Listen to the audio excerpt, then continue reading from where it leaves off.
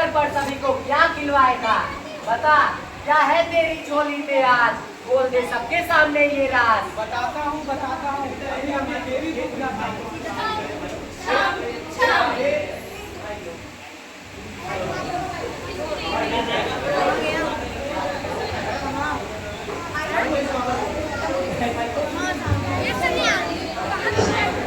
तो जमूरे, तो बता, आज आजादी के अवसर पर सभी को क्या खिलवाएगा? बता, क्या है तेरी झोली में आज? बोल दे सबके सामने ये राज। बताता हूँ अभी देवी को बुलाता हूँ।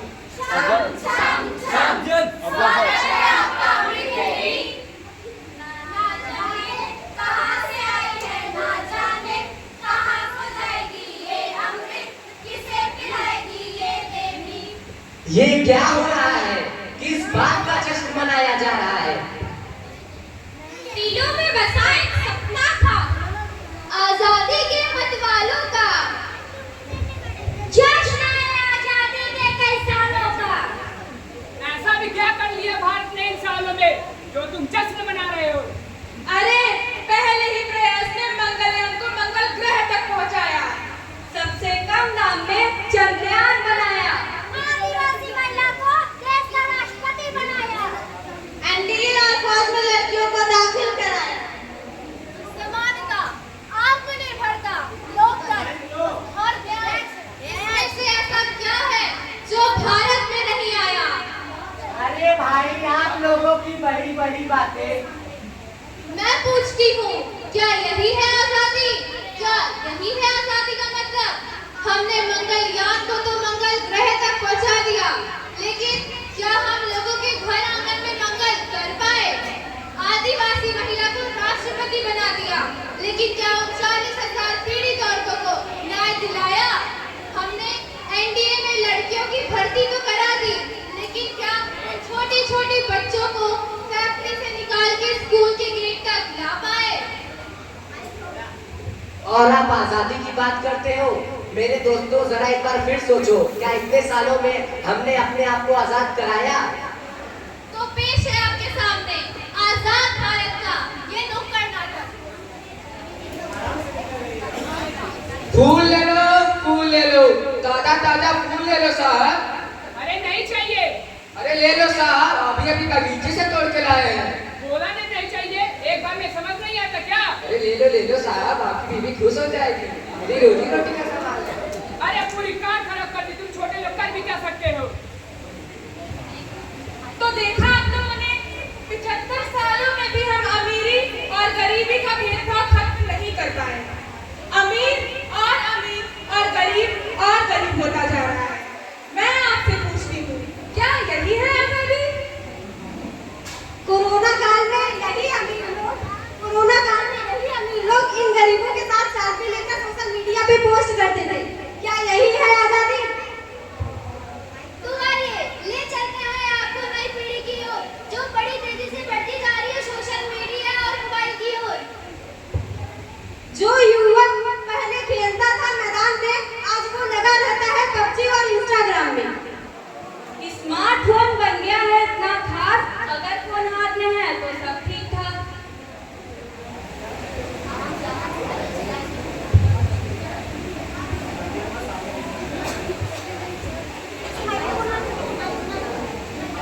आगे आ जाओ अनुराग।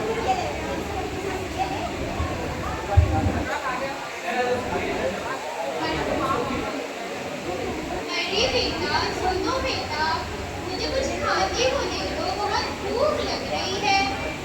छोड़ो ना यार, खाना कोई और खिला देगा। चलो हम सेल्फी लेते हैं। ये आजकल के बच्चे भी ना जाने मोबाइल के सामने ऐसा मुंह बनाते हैं जैसे इनके मुंह पर लकवा मार गया हो। बेटा तुम तो सुन लो बेटा, विनर चिकन डिनर। ये बच्चे भी ना पता नहीं दिन भर फोन में क्या करते रहते हैं। अगर ये ऐसे ही खेलेंगे पबजी तो आगे जाकर बेचेंगे सब्जी। अरे भाई, ये वाली वेब सीरीज देखी क्या? बेटा तुम तो सुन लो बेटा। अरे भाई, ये वाली वेब सीरीज देखी क्या? नहीं भाई, क्या नाम है? ये बच्चे जाओ यार। ये बच्चे पता नहीं क्या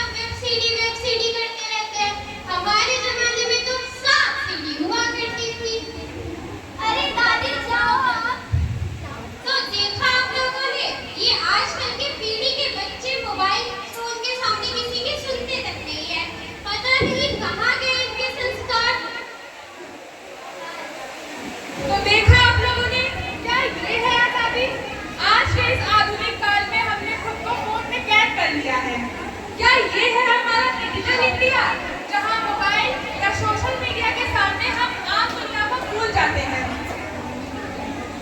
पढ़ने लिखने में बिल्कुल भी नहीं लगता इनका ध्यान। मोबाइल और सोशल मीडिया के सामने करना भूल गए सबका सम्मान। आजकल के स्कूलों में पढ़ाई लिखाई का नाम पर होता अत्याचार है और हम कहते हैं ये इतनी सी तो बात है, इतनी सी तो बात है। पड़ी है तस्वीर कुछ धुंधली सी पड़ जाती है जब रैगिंग या बुली जैसी घटना किसी बच्चे के साथ घट जाती है। अरे एक मिनट भाई, ये बुल्ली किस मोबाइल का नाम है बे?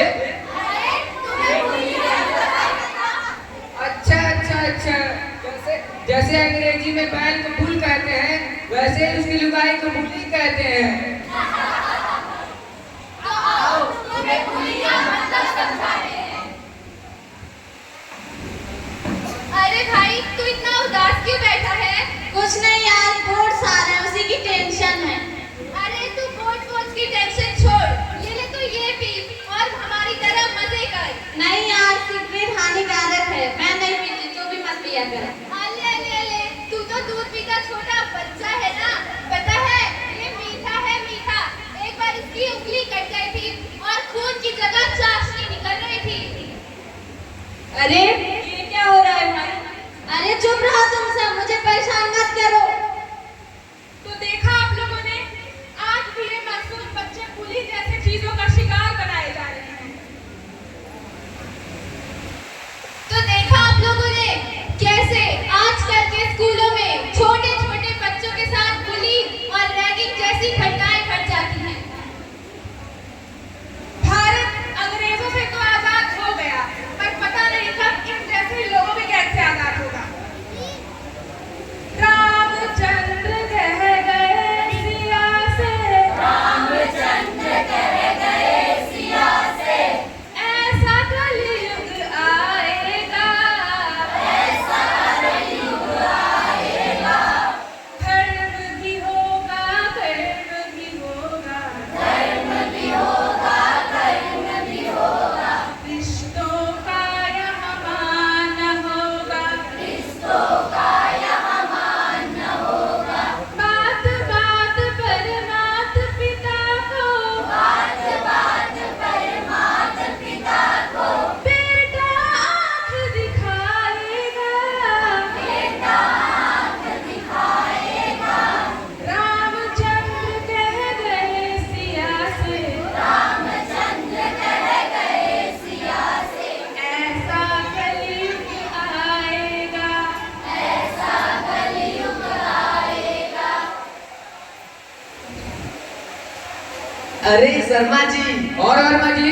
और सब ठीक, आप अपना बताइए। मैं ठीक, आप अपना बताइए। अरे बस आपकी दुआ है। और इतना बड़ा टाइम करते रहते हो, क्या करोगे तब पैसा कमा कर? अरे क्या बताऊं, बच्चों का स्कूल में दाखिला करवाना है, बहुत से खर्चे हैं। तो देखा आपने, समय के साथ साथ माता पिता का त्याग और बलिदान का सिलसिला यूं ही चलता रहा। पिता की परिश्रम और माता के बलिदान से छोटू ने अपने सपनों की उड़ान भरी और उसकी शादी हो गई। अब वो कुछ बदल सा गया, आइए देखते हैं।